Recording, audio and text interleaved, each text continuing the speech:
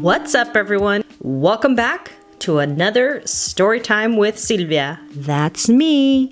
Wink, wink. Thank you so much for joining me today. If you are enjoying this series, please hit like and tag someone you think might enjoy it as well. If this is your first time listening to one of my stories, welcome. Aquí están todos bienvenidos. Make sure you go back and check out the ones I've posted in the past. Most of my stories are about my first generation Mexican-American upbringing, time with my abuelos, personal experiences, y más. Enough of that. Let's get to the story. Today's story is called Personal Assistant, Beauty Salon Saga. LL Cool J is hard as hell. Battle anybody, I don't care, you tell. I excel, they all fail. Gonna cocktail, double L must rock. Growing up, both of my parents had their own businesses. My dad had a very successful carpet cleaning side hustle with his brother. He would get up around 7 a.m. to start his first carpet and be home by 2 p.m. to change, pick up his lunch for his full-time job, to be out the door by 3:30. That's a whole nother story time for another day. My mother was a hairdresser. She worked for several shops in the South Bay until she earned enough money to own her own beauty salon in El Segundo, California. I can remember how she redesigned the shop from the floor up. It was a beautiful place that glowed from the inside out. White salon chairs, glass cabinets with silver trims. She even had a room for facials, which I slept in when I was sent home sick from school. But I wasn't really sick. I just liked going home.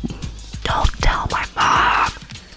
She always had soft, romantic songs from Julio Iglesias, Rocío Dúrcal, Franco, Luis Miguel, y José Luis Rodríguez el Puma. Classy, right? Yo no sé qué hacer contigo.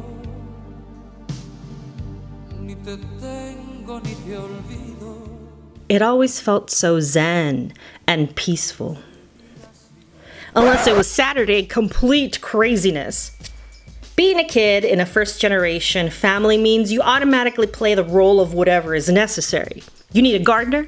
Corta el zacate, Silvia. You need a cook. Cose el pollo, Silvia. You need a fill-in wife. Hazle lunch a tu papá, Silvia. You need a fill-in husband.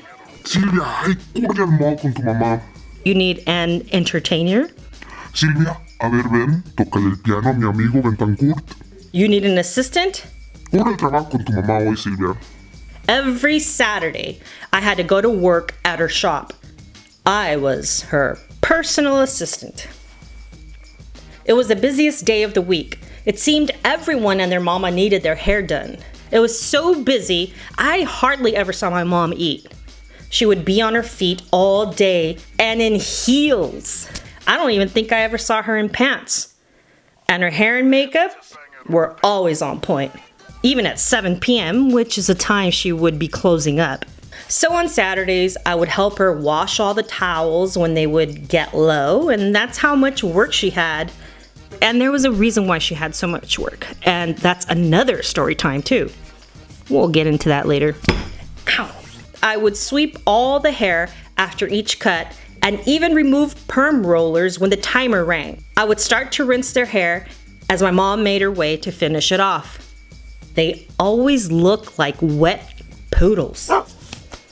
Our business neighbors were Cuban. Lo Bentancourt, chico. They had a movie rental place.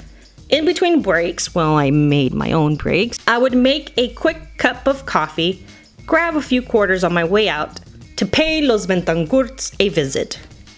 I would hand over the coffee to them, say hi to their son, also a kid, and then we would play Pac-Man together.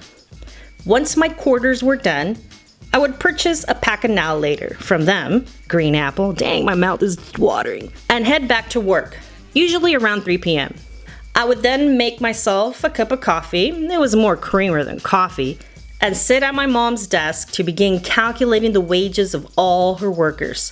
She had about 3 to 4 other ladies working for her, so I would add up their work for the week and then pay them at the end of the day. It was a lot of pressure to get it right. There was no way my dad was going to allow room for error.